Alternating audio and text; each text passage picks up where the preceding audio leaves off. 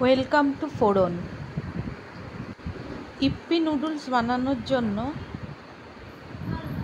সবজি নিয়ে নিয়েছি। প্রথমে আছে আলু কাটা, টমেটো কুচি, কিছু বিনস, গাজর, ক্যাপসিকাম কুচি।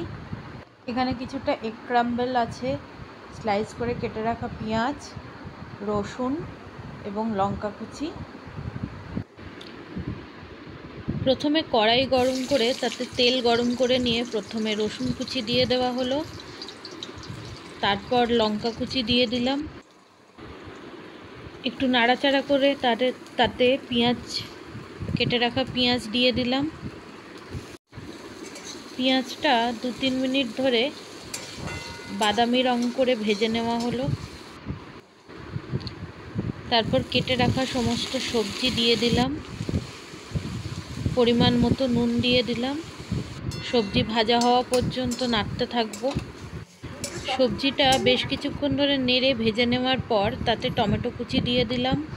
টমেটো কুচি দিয়ে কিছুক্ষণ ভাজার পর যখন টমেটোটা একটু গলে গেল, তাতে গোলমরিচ গুঁড়ো দিয়ে দিলাম, সয়া সস পরিমাণ মতো দিয়ে দিলাম এবং চিলি সসও পরিমাণ মতো দিয়ে দিলাম।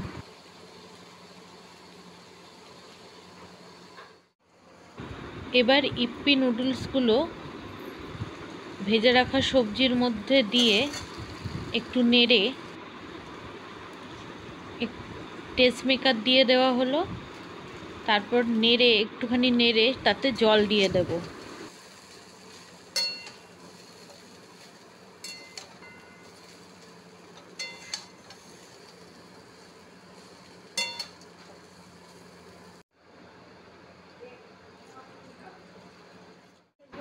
জল দেওয়ার পর ঢাকা দিয়ে দিয়েছিলাম এবং খানিকক্ষণ বাদে ঢাকা খুলে আবারও একটুখানি নেড়ে দিলাম।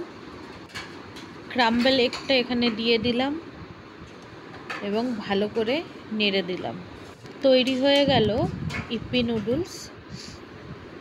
রেসিপিটা ভালো লাগলে চ্যানেলটাকে দয়া করে সাবস্ক্রাইব করবেন আরও ভালো ভালো রেসিপি পাওয়ার জন্য।